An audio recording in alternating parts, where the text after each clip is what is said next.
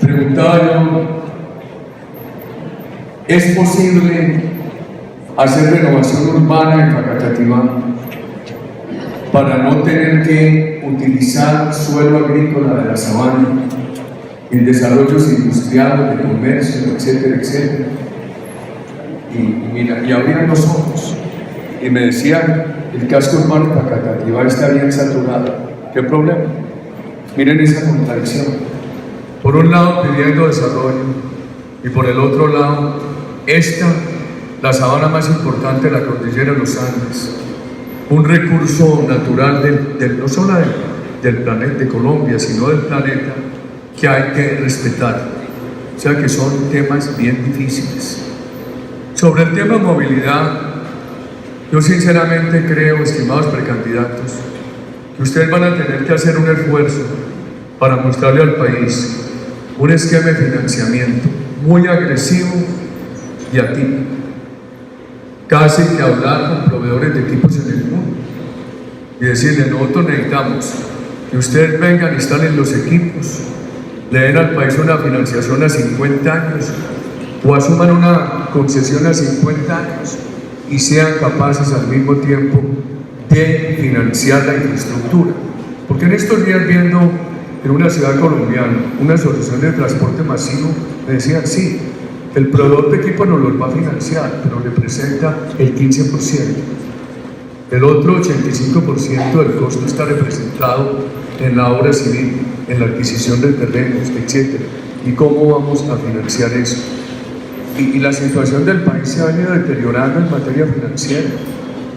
Ustedes vieron esta semana el pronóstico de Standard & Poor's, la calificadora internacional, bastante preocupante.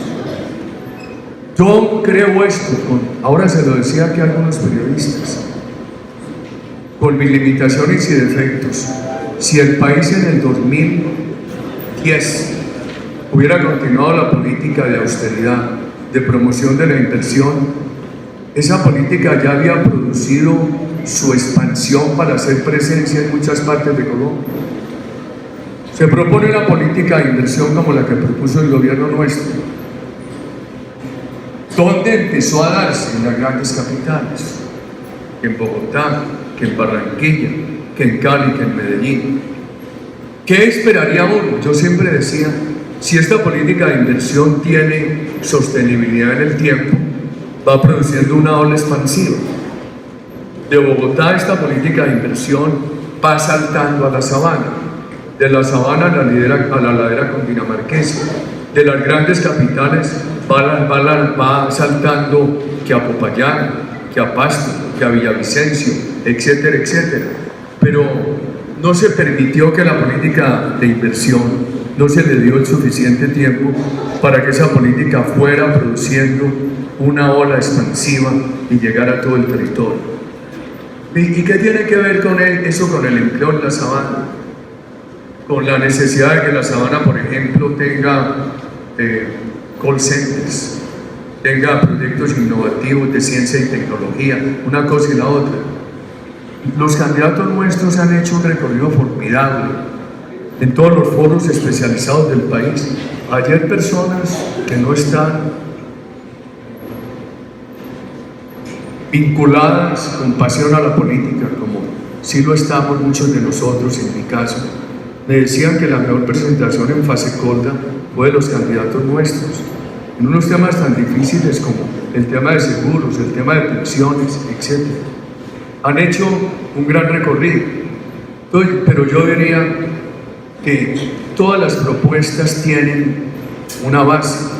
Por ejemplo, en mi concepto, la base de la propuesta económica, la innovación, la ayuda al emprendimiento de los jóvenes, el fondo Emprender, la educación, todo eso tiene que tener un fundamento.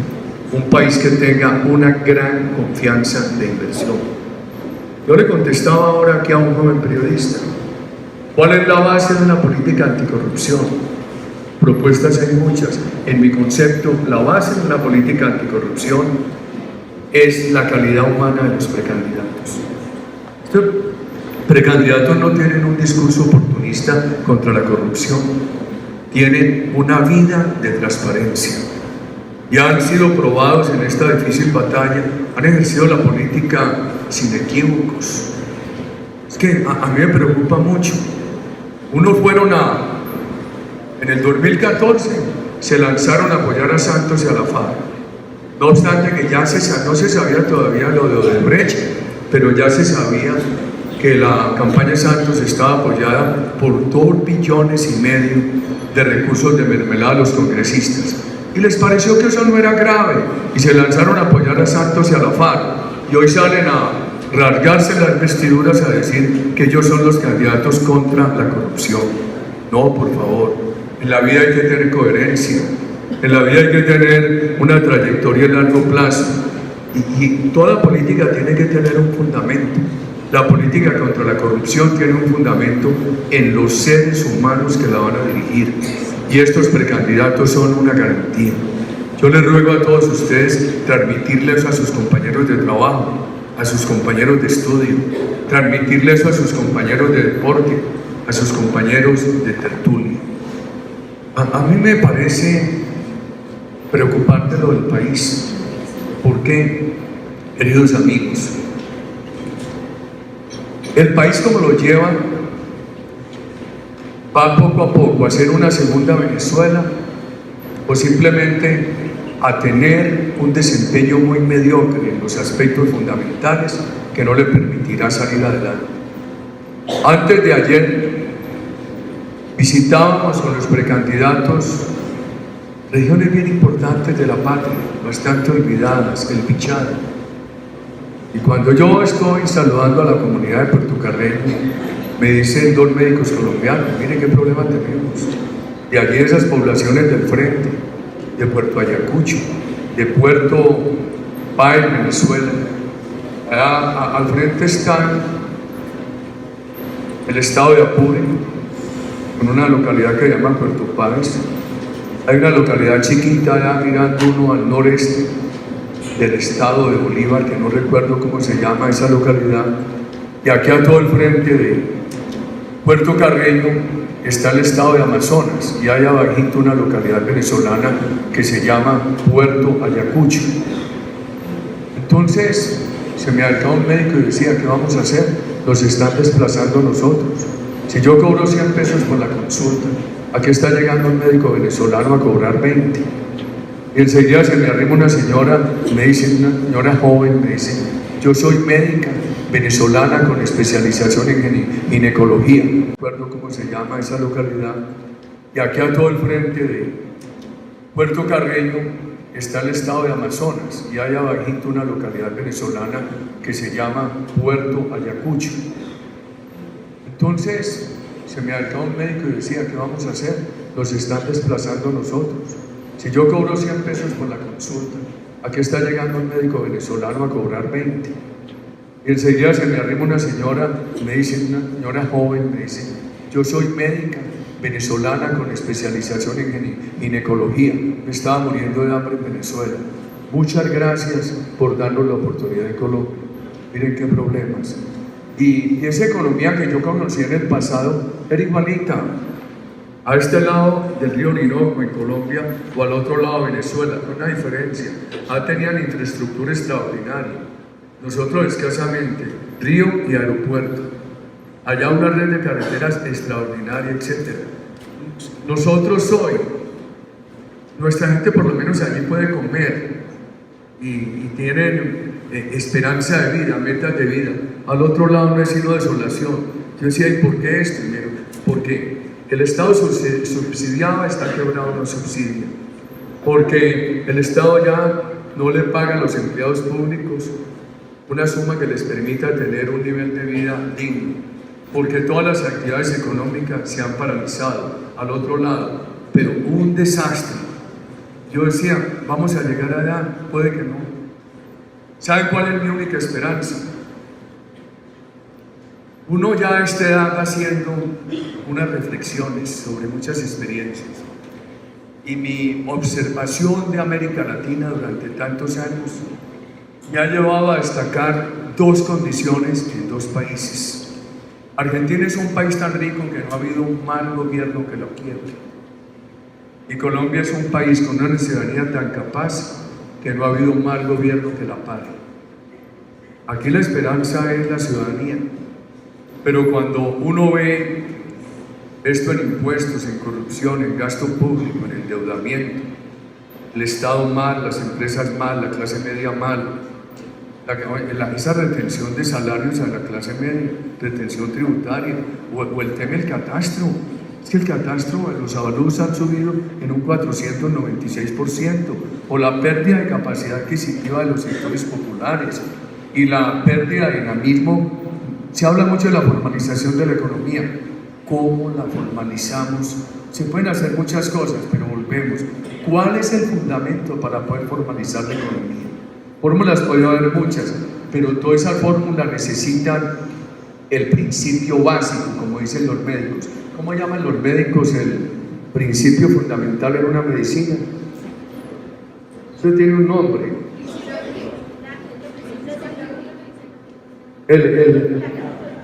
Necesita el insumo básico. El insumo básico es que haya una gran... Principio activo. El básico. Usted puede agregarle lo que quiera, pero si usted no tiene el principio básico, eso no le funciona. Yo creo que allí el principio básico es que el país tiene que tener una gran confianza de inversión, un gobierno con austeridad, que derrote la corrupción, que no haya mermelada, que rebaje impuestos, que le diga al sector privado: trabajen en Colombia, generen empleo, generen expansión económica. Vamos a trabajar con estas reglas para que vamos creciendo y formalizando, y al mismo tiempo sea capaz de decir vamos a subir salarios, o hacer una combinación de incremento de salarios y de devolución de parte del IVA a los sectores más pobres. Yo no sé, yo veo con mucha preocupación un país creciendo mediocremente. Ayer me llamaba Glorisa Ramírez, comunicadora que le ha ayudado a nuestro gobierno, me llamaba de Cartagena y me decía: aquí dijo Claudia López que no, que el gobierno Santos es igual al de Uribe. Eso les contesta muy fácilmente. ¿Por qué no comparan cómo estaba la seguridad en el 2010 y cómo está hoy? ¿Por qué no comparan cómo estaba la lucha contra el narcotráfico en el 2010 y cómo está hoy? ¿Por qué no comparan cuál era la confianza? Saludamos a la representante María Fernanda Cabal. Yo le digo, ¿por qué no comparan cómo estaba la confianza de inversión en el 2010 y cómo está hoy? ¿Por qué no comparan la austeridad en el gobierno en el 2010 y cómo está hoy? Etcétera, etcétera. ¿Por qué no comparan el optimismo del país de 2010? Juan Manuel Santos, cuando se cobijó en nuestras banderas, lo eligió, que el país está optimista, porque habíamos ¡ore! Las chuzadas. Ahora todavía me preguntó un periodista joven que el fantasma de las chuzadas. Hombre, con eso han engañado a ustedes los jóvenes. Aquí las únicas chuzadas que se probaron fueron las que hicieron las llamadas telefónicas, que las interceptaron y las publicaron. Entonces, todo era un cuento contra Uribe. Recuerdo, no, es que los hijos de Uribe cambiaron el uso del suelo en Mosquera. Mentiras, ese uso del suelo se cambió en el 2000 y el gobierno mío empezó en el 2002. Entonces, por eso uno tiene que estar dándole la cara a todas estas circunstancias en todo el país. Me decía, y con esas sombras, ¿cuáles sombras? En el 2010 se hacía un debate contra mí, pero el país tenía casi que un consenso en que iba bien. A mí me visitó el doctor Antanas Mocos, y esa visita fue pública, y me dijo: ¿por qué no puedo llevar yo los 3 huevitos? Qué pregunta tan inteligente. Y yo no sabía qué decirle, me puse a gaguear y le dije: doctor Antanas, con todo el respeto, yo no sé, es que yo creo que usted no cree en todos 3. Y me dijo: sí, ¿por qué no los puedo llevar yo? Yo fui muy prudente, él me hizo ese reto. Entonces me dijeron: ¿y qué decimos a la opinión pública? Yo le dije: no, yo le creo a usted. Sobre esta reunión, dígale a la opinión pública lo que usted diga. En efecto, él dijo una cosa veraz cuando salió de esa reunión. Y me preguntaron: ¿usted qué hizo en la reunión con el doctor Antanas Mocos? Que era el candidato que se enfrentaba a Santos. Y yo: no, lo que él diga está bien. Eso es para decir que el país tenía un alto consenso en 2010. Había una crítica política a mi persona y se inventaban de todo. Cuando yo decía, ya pudieron volver los periodistas al país, antes los mataban. O sea, sí, pero usted los chuzó. ¿A dónde está la chuzada? Ya pudieron, ya que están a salvo los sindicalistas por la política de seguridad del gobierno. Sí, pero usted nos quitó las horas extras. Mentiras. Hicimos un ajuste de recargos que ahora se ha corregido en parte por la crisis de empleo que ha habido. Sí, protegimos a Petro, tenía la misma protección que mi persona. A Piedad Córdoba decía, sí, pero usted le dijo terrorista civil. ¿Sería que le dije alguna vez eso? De pronto me zafó en algún rifirrafi, pero lo cierto del caso es que tuvo la misma protección que tenía mi persona como presidente de la República. El país tenía un gran debate sobre mí, pero el país estaba optimista y el país pensó que esas políticas básicas de la seguridad, la inversión de la política social, las podía continuar Juan Manuel Santos, y eso produjo que lo eligiéramos. ¿Qué veo yo hoy? Que no vamos a hacer una segunda Venezuela. O sea, sí, pero usted los chuzó. ¿A dónde está la chuzada? Ya pudieron, ya que están a salvo los sindicalistas por la política de seguridad del gobierno. Sí, pero usted nos quitó las horas extras. Mentiras. Hicimos un ajuste de recargos que ahora se ha corregido en parte por la crisis de empleo que ha habido. Sí, protegimos a Petro, tenía la misma protección que mi persona. A Piedad Córdoba decía, sí, pero usted le dijo terrorista civil. ¿Sería que le dije alguna vez eso? De pronto me zafó en algún rifirrafi, pero lo cierto del caso es que tuvo la misma protección que tenía mi persona como presidente de la República. El país tenía un gran debate sobre mí, pero el país estaba optimista y el país pensó que esas políticas básicas de la seguridad, la inversión de la política social, las podía continuar Juan Manuel Santos, y eso produjo que lo eligiéramos. ¿Qué veo yo hoy? Que no vamos a hacer una segunda Venezuela. Es posible, pero ¿por dónde nos llevan? Por lo que sí nos llevan, estimados precandidatos, y ustedes que todos los días estudian, yo les ruego verificar esto. Nos llevan a ser un país de comportamiento mediocre, un país de un comportamiento mediocre en seguridad, un país de un comportamiento mediocre en narcotráfico. Aquí me escribía alguien, prohíban la dosis personal. Qué dolor ver este problema, el crecimiento del consumo de droga en todo el país. Un país con comportamiento mediocre en la inversión, en la política social. ¿Y eso a dónde nos lleva? Hombre, yo veo El Salvador. El Salvador hizo la paz, la celebró con voladores y platillos en el año 1993. No corrigieron esos acuerdos y hay que ver la depresión de la economía salvadoreña. Ese país con un comportamiento mediocre agudizó más los problemas sociales. Los partidos del establecimiento fueron incapaces de recuperar la economía salvadoreña porque no lo permitió el acuerdo con la guerrilla. Tenían 30.000 guerrilleros, hoy tienen 70.000 maras. ¿Y entonces qué pasó? El desespero social llevó a que en el año 2009 se eligieran gobiernos de la guerrilla. Y hoy está el segundo gobierno de la guerrilla en el ejercicio del poder y los militares en la cárcel. Y ese país está viviendo del dinero que les llega del extranjero, porque los salvadoreños que viven del extranjero transfieren a sus familias más o menos 4.500 millones de dólares al año, en un país de 6,5 millones de habitantes, país pequeño. Cundinamarca, ¿cuántos kilómetros tiene? Tiene 22.000, 18.000. ¿Qué dice el doctor Google? Démosle un aplauso a esta criatura que acaba de llegar.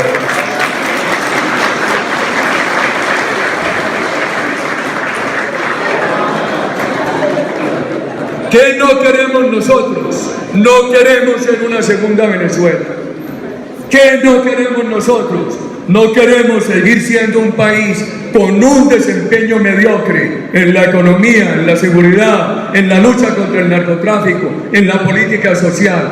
¿Qué queremos nosotros? Un país sin corrupción, seguro, que derrote el narcotráfico, un país con austeridad, con una gran expansión de la empresa privada, con innovación, con oportunidades para los jóvenes, con una política social dinámica, de la mano de una política de expansión de la empresa privada también dinámica. Entonces nos dicen, no, pero es que ahora hay muchos que quieran atajar a la FARC. ¿Saben cuál es la diferencia? Es que unos ahora salen con esa bandera. Esa ha sido siempre la del Centro Democrático. De nosotros pueden disentir, de mi persona pueden disentir, pero nos tienen que creer, porque hemos tenido una línea de coherencia. La coherencia y la credibilidad, yo les pido a ustedes tenerlas en cuenta en esta campaña. Cuando van a votar por el tema anticorrupción, la coherencia. Por el tema de los que se opongan a una segunda Venezuela, no los que salgan ahora a oponerse. ¿Quiénes son los que se han opuesto ayer, hoy y se opondrán en el futuro? Estos ciudadanos del Centro Democrático. Aquí hay que pensar en la coherencia, queridos amigos, que puede ser un elemento diferencial del Centro Democrático en lo que viene. Lo político. Me preguntan mucho por lista de Senado, por lista de Cámara. Lo primero que hay que mirar es el desempeño de la actual bancada. Si una bancada cumplida, seria, sin mermelada, honorable. Yo he procurado salir de último, o con el grupito que sale de último en la plenaria del Senado, quedarnos hasta que nos echen, hasta que nos apaguen las luces. Ha sido una bancada cumplida, seria, honorable. La bancada no ha estado en mermelada, ni ha estado en jueguitos corruptos con el gobierno para salir al otro día a criticar al gobierno. Esta bancada ha tenido una línea de coherencia. ¿Qué implica eso? Y la exigencia de opinión pública. Una lista de ciudadanos de excelencia al Senado y unas listas de ciudadanos de excelencia a la Cámara. Abiertas o cerradas. Primero, la calidad de los integrantes. Y enseguida que con ellos mismos, los que integran esa lista, se defina si va a ser abierta o va a ser cerrada. Estamos ante un reto muy grande de cómo se van a conformar esas listas. El candidato, que tenemos a nuestros 5 precandidatos de lujo. Hemos encontrado este problema jurídico. Si acudiéramos a la consulta del 19 de noviembre convocada por la registraduría, opción que hemos tenido, aparece un riesgo que el Consejo de Estado diga que esa consulta es obligatoria y no nos permite participar en otra por allá en marzo para la coalición que unifique un candidato con la doctora Marta Lucía Ramírez, con el doctor Alejandro Ordóñez, con los cristianos, con los laicos católicos, con las víctimas de la FARC, con sectores independientes, coalición que venimos trabajando desde el no, con compatriotas como el expresidente Andrés Pastrana. Entonces nos ha creado ese problema jurídico. En este momento se está en discusión con los mismos candidatos sobre cómo llegar al candidato único del partido. ¿Cuál es mi apreciación? Los 5 son de excelencia. Ahí tenemos la posibilidad de varios presidentes de la República. Aquí tenemos que bregar a que haya raspones pero no heridas. Porque en la emulación política siempre hay uno que otro raspón, pero aquí no puede haber heridas. Porque además esto no puede ser un movimiento de un día. No valdría la pena este esfuerzo de ustedes, de tantos colombianos, esta paciencia conmigo. Si tuviéramos simplemente un movimiento caudillista y no estuviéramos pensando en un partido serio. Y para que esto sea un partido serio, no puede dejar heridas en este proceso. Entonces, tenemos muchos colombianos que nos dicen, candidato ya, pero también otro problema. Los candidatos también necesitan tiempo para que los conozcan, porque son de lujo, pero en muchas partes apenas los empiezan a escuchar por primera vez. Ayer me llamó alguien de Fede, ¿cómo se llama? ¿Fede Bolsa? ¿Fede qué? ¿Fede López? ¿Fede qué? Fasecolda, de Cartagena, y me dijo, yo no había oído estos candidatos del Centro Democrático, primera vez que los escucho, qué lujo de candidatos. Entonces, cuando apenas los están empezando a escuchar, Uno se pone ante este dilema: ¿cómo no tenemos un candidato rápido y cómo no damos tiempo para que el país los pueda escuchar y conocer? Las dificultades políticas que tenemos son muchas. Recuerden, nosotros tenemos una enseña que se llama la coherencia y la credibilidad.